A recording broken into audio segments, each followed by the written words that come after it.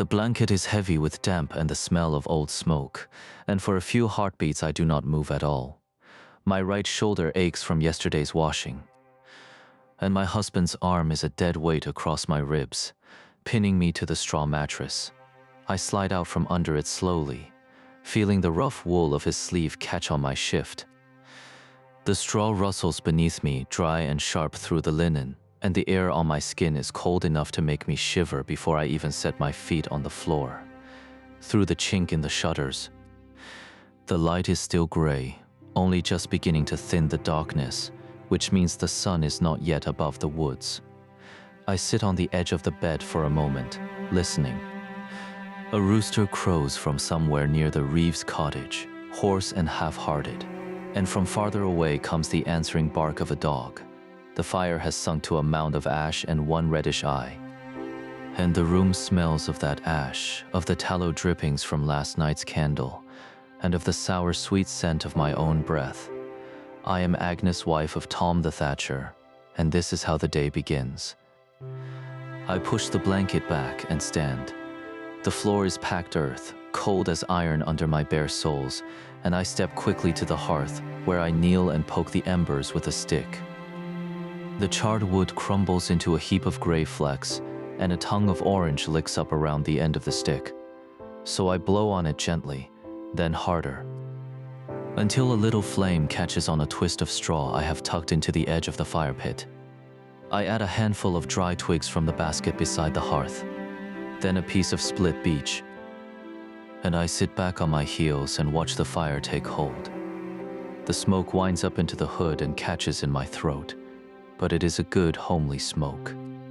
And as the light spreads, I can see the rest of the room, the press bed where Tom still snores, the little stool in the corner, the rough plank table, the shelves holding our few wooden bowls, and the iron pot. On the wall hangs Tom's thatching rake with its long wooden teeth, and beside it a wreath of dried herbs I gathered at Lammas. The floor is swept but not clean. You can never get all the crumbs out of the beaten earth. I pull my kirtle over my shift, a brown woolen gown that has been patched at both elbows, and tie the leather belt around my waist. The belt has a little pouch for my needle and thread, and a small iron knife in the sheath. My shoes are near the door, stiff with wear, and I force my feet into them, feeling the worn spot on the left heel where the sole is wearing thin. I loosen the string around the leather and tie it again, tighter.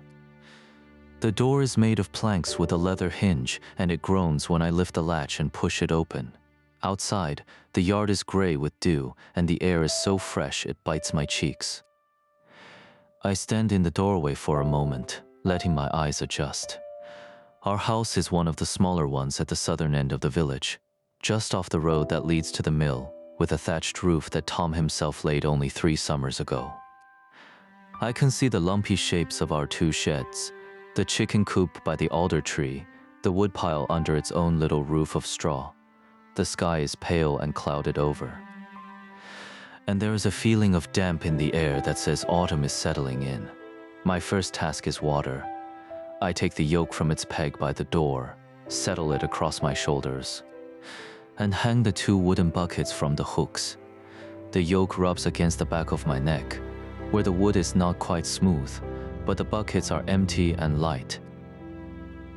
I walk down the path towards the village well, past the midden heap that sends up a ripe smell of onion skins and rotten straw, past the neighbor's cottage where goodwife Joan will still be asleep. A thin cat slides across the path, gray as the morning, and vanishes under a cart. The village is beginning to stir. I can hear the door open, a cough, the distant clank of a smith's hammer on an early anvil. The well sits at the crossroads, a ring of stone with a wooden cover and a bucket on a long rope. I lift the cover and let down the rope hand over hand, feeling the weight of the bucket as it hits the water far below. I hear the hollow splash, then the rope begins to drag as the bucket fills. I haul it up, arms burning, the rope wet and cold in my grip, and when it reaches the top, I pour the water carefully into one of my own buckets, then lower it again. I do this until both my buckets are full and heavy, and the yoke digs into my shoulders as I carry them home, back at the house. I set the buckets down on the stone slab by the door and pour some of the water into the clay jar we keep for drinking. Then I take the larger iron pot and fill it half with water, setting it on the trivet over the fire. This will be for porridge and for washing the bowls later. Tom has turned over on his side and his breathing has deepened, so I nudge his foot. "Morning," I say, not loud. He grunts and pulls the blanket over his head. The bread dough is calling me. I mixed it last night, flour and water and a bit of sourdough saved from the last baking, and left it in a wooden trough covered with a cloth. When I lift the cloth, the smell is sharp and yeasty, and the dough has risen into a pale, bubbly mound. I punch it down with my knuckles, enjoying the soft resistance, then turn it out onto the floured board that rests on 2 trestles by the hearth. The flour is a mixture of rye and barley, grayish-brown, and it coats my hands as I knead. I fold the dough over and push it with the heel of my hand, rock back and forth, fold again. The rhythm is soothing, and the warmth of the fire on my left side draws the chill out of my bones. I think about the grain. It came from our own strip in the open field, the north field that lies fallow this year. So, the harvest was smaller. The miller ground it last week, and I hope he didn't keep back more than his due. Father always said a miller's thumb is thick as a river stone, but I have no way to prove it. The law says the Lord's mill must grind all our corn, and so we go. I knead until the dough is smooth and elastic, then I cover it again and set it near the fire to rise once more.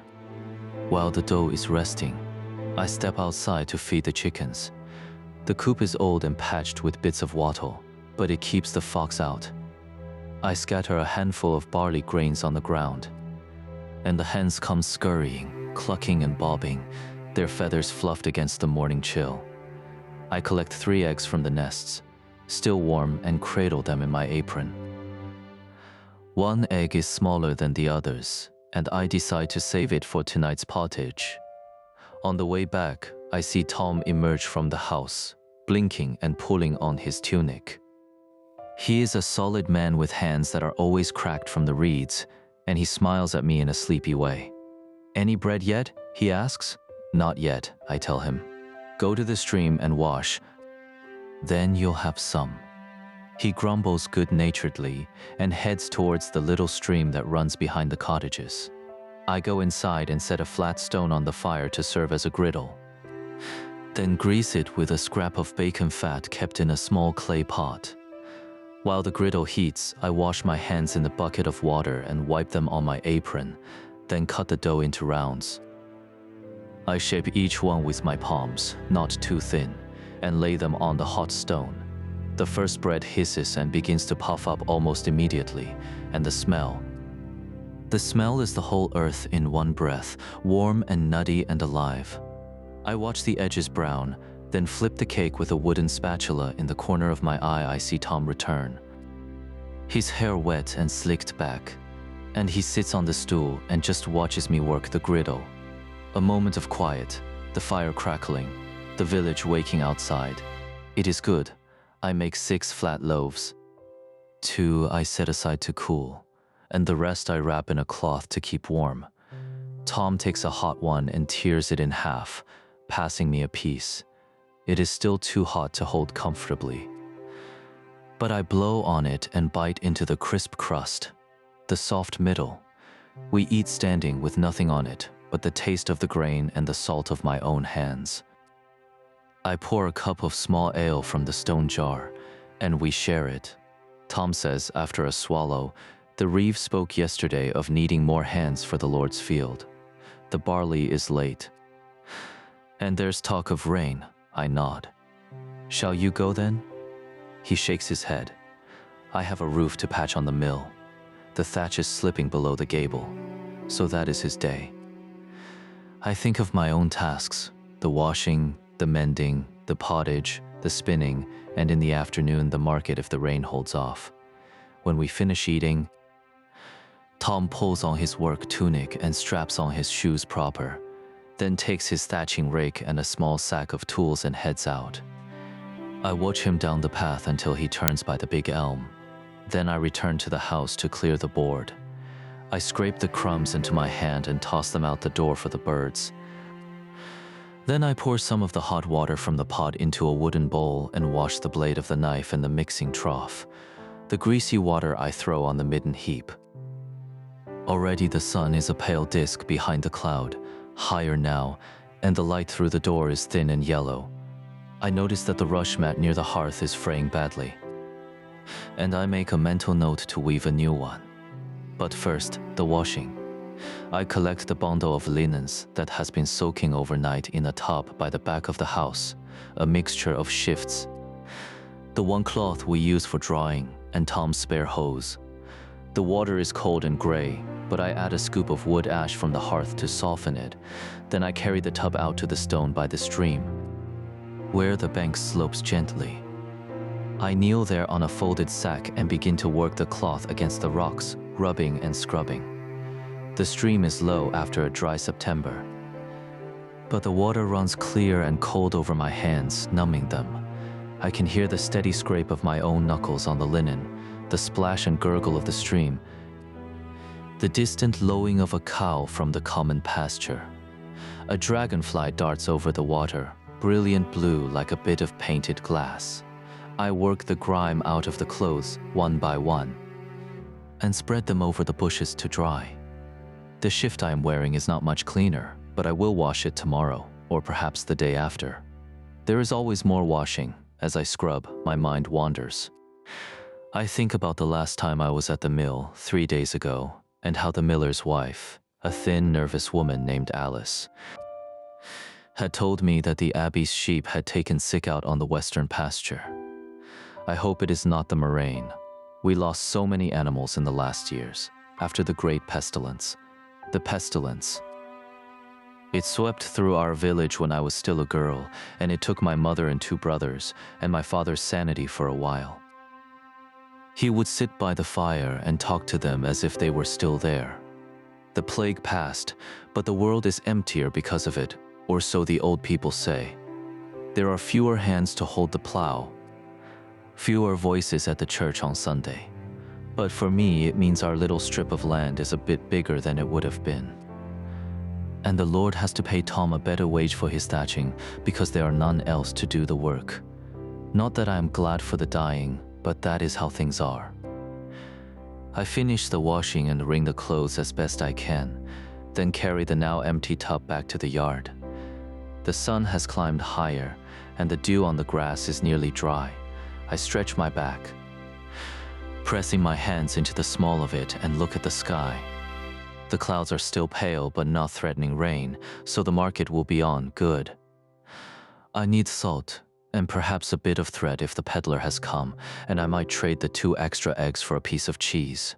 Back inside, I stir the pottage that has been simmering in the iron pot while I worked. It is a simple mix of dried peas, a leek from the garden, and the bone from a leg of mutton we had weeks ago. Boiled so long it is smooth. I add a pinch of salt. Our salt is precious, kept in a little wooden box with a sliding lid, and I pull the pot to the side so it will stay warm without burning. I scoop out a small bowl for myself, because the morning's bread has already faded in my belly, and I sit on the stool to eat, the bowl cupped in my hands. The peas are mushy and the broth is thin, but it warms me. The leek has a sweet, soft texture. I chew slowly, aware of the quiet. The children are at play in the lane, and I can hear a girl singing a song about a bird. The sound floats through the open door, high and off-key. When I finish, I set the bowl aside and take up my mending. Tom's old tunic has a tear under the arm, a long rent that catches his skin when he lifts his arm to thatch. I fetch my needle and a length of coarse linen thread from the pouch at my belt, and I smooth the tunic over my knees. The cloth is a dark green, homespun and thick, worn thin at the elbows. The light from the door is good now, so I sit on the stoop with my work, the wood warm from the morning sun. I thread the needle. The eye is so small I have to hold it close, and I begin to stitch. The needle pierces the wool with a soft pop each time, and I push it through and pull the thread taut. Over and over. The rhythm is as steady as the kneading was earlier, and my mind drifts again. I think about Margaret, my only sister, who married a potter in the next village and moved away 3 winters past. I have not seen her since Lammas. Her last letter, well, it was not a letter, but a message brought by a traveling friar, said she is with child again, her third, and the birth will be around midwinter. I said a prayer for her at the cross by the well. Though I do not know if such a prayer works as well as one at the church. The church with its stone walls and its painted saint is the biggest building in the village, and the priest, Father Cuthbert, is a quiet man who smells of ink and old wine.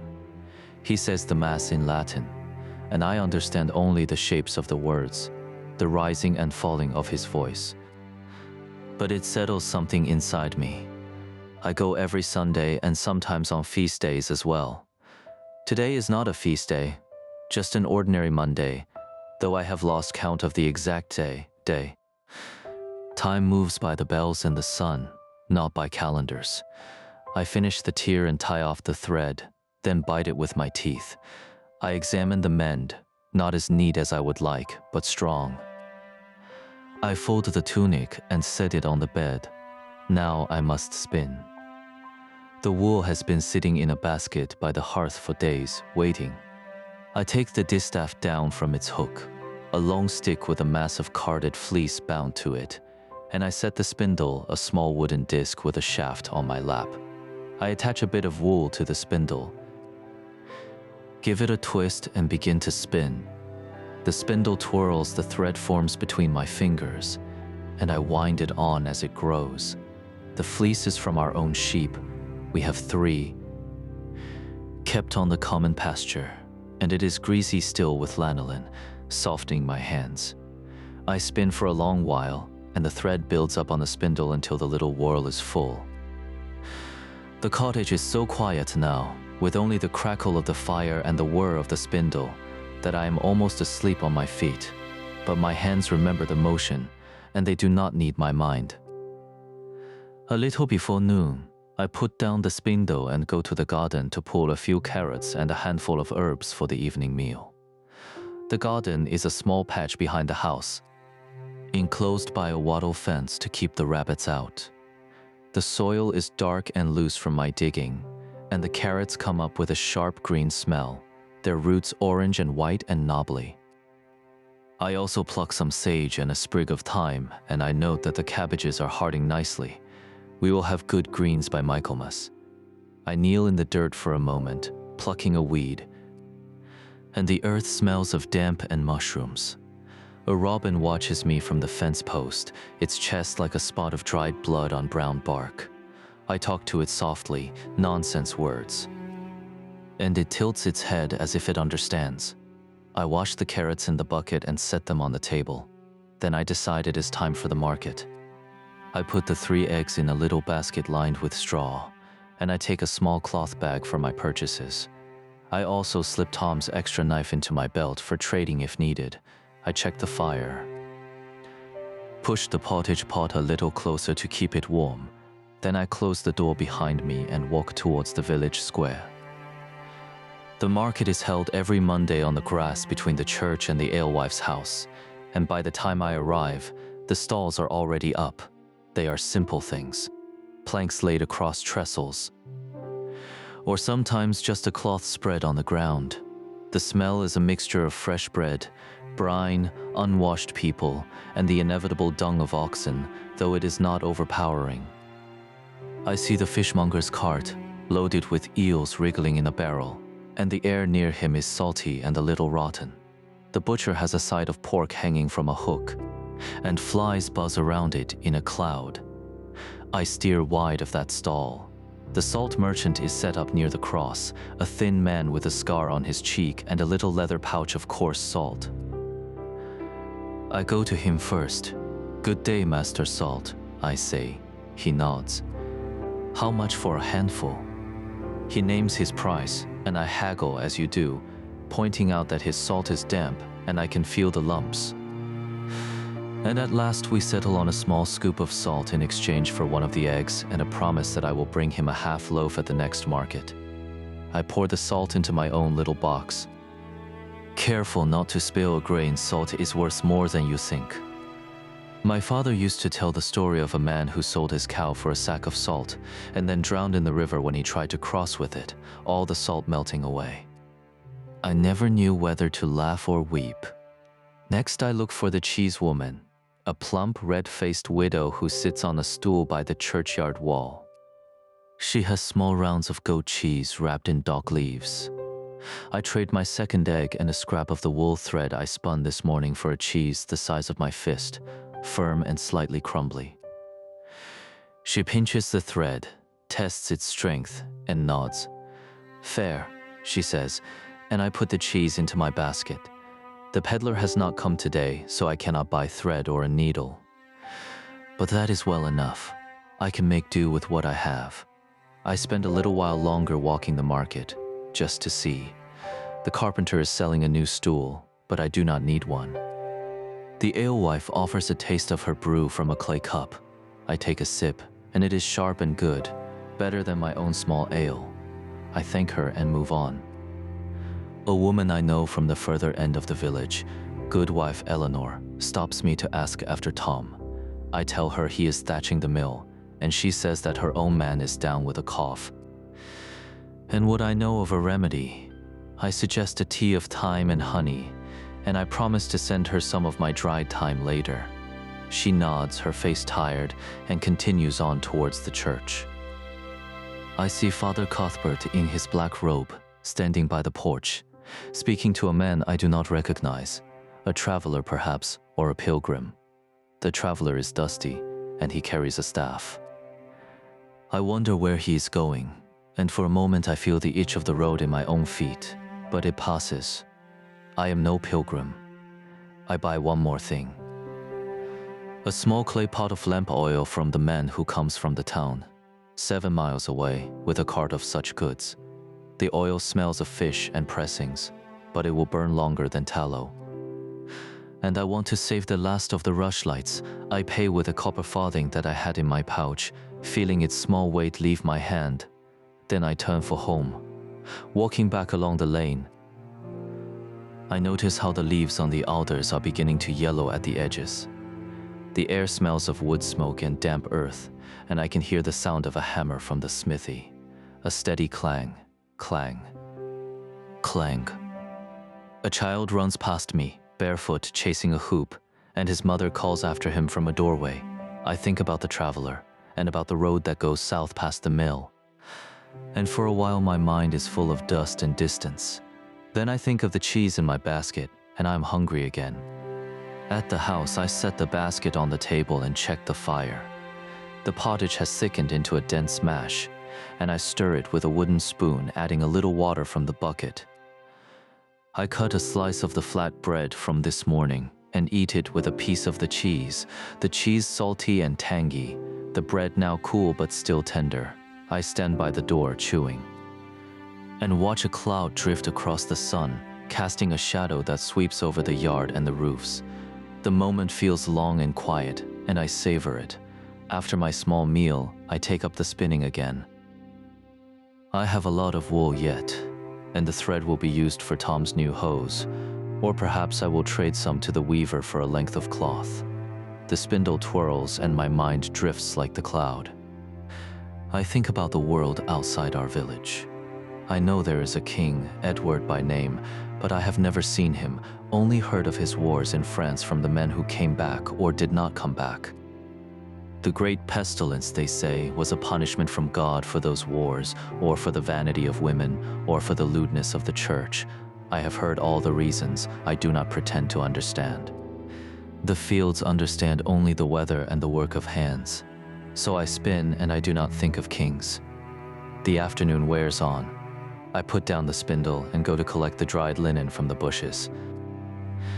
It is still slightly damp, so I drape it over the stool and the bed to finish drying. I sweep the floor with a bundle of twigs, pushing the dust and crumbs out the door. Then I feed the chickens again, a small scattering of grain, and I check that the hen house is secure. A mouse has dug a hole under the wattle. So I stuff it with a stone and some clay from the stream bank, pressing it firmly. I will tell Tom to mend it better when he comes home. Now the sun is lower, slanting through the door in a golden beam that catches the dust in the air, making it swirl like tiny sparks. I go to the well once more for water, because the evening meal will need it. The well is busier now. A group of women are gathered, drawing water and chatting. I wait my turn, and I listen. They are talking about the new baby born to the baker's family, and whether the child looks like the baker or like his brother. Such talk always.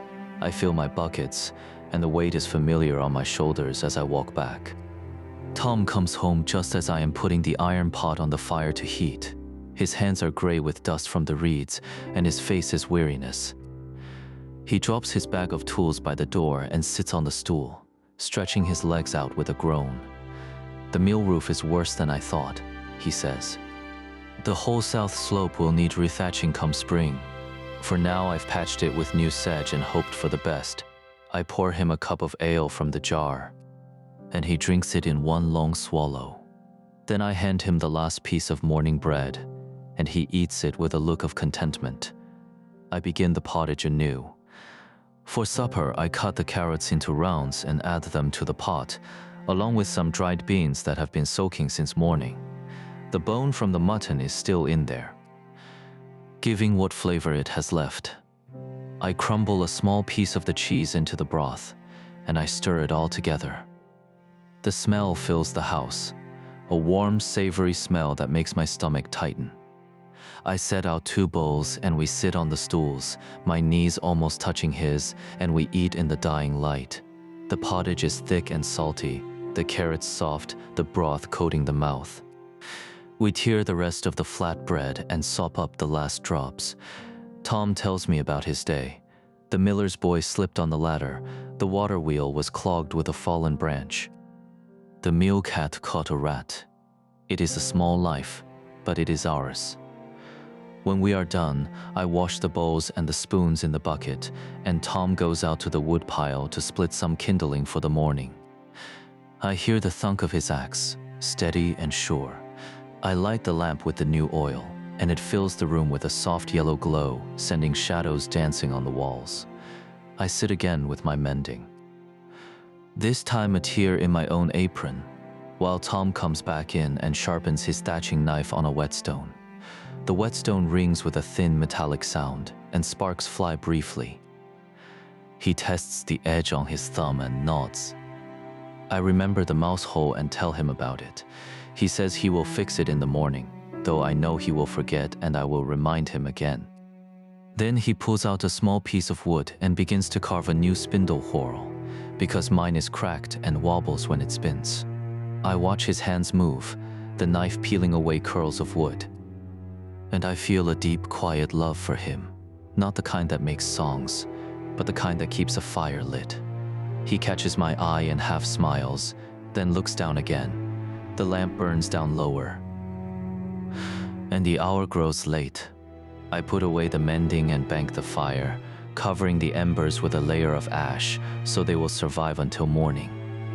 Tom pulls off his shoes and tunic, and I unlace my own kirtle and step out of it, folding it over the stool. In my shift, I kneel by the bedside and say my prayers, the Our Father and the Hail Mary, plus a small one to Saint Bridget for the health of the sheep. I do not know if the saints listen to a thatcher's wife, but the words are comforting, like a worn path under my feet. Tom is already in bed when I climb in beside him. The straw rustles as I settle, and he puts his arm over me again, but lighter this time. The house is dark but for the faint red glow of the embers, and I can hear the wind beginning to stir in the thatch above, a soft whispering sound. Somewhere in the village a dog barks once, then is silent. I lie on my back and think of all the things I did today and all the things I will do tomorrow. The bread, the washing, the spinning, the market, the mouse hole, the cheese, the golden dust in the afternoon light, the face of the traveler, so full of unknown roads. None of it amounts to anything the chroniclers would write down, I suppose. But it is my whole life, and for now, it is enough. My eyelids grow heavy, and I turn onto my side, pulling the blanket up to my chin. The wool smells of smoke and of Tom, a mix of sweat and the field. My breathing slows. The last thing I hear is the wind rattling the shutter, and the soft, steady tick of the cooling fire. Tomorrow the dough will rise again, but tonight, sleep.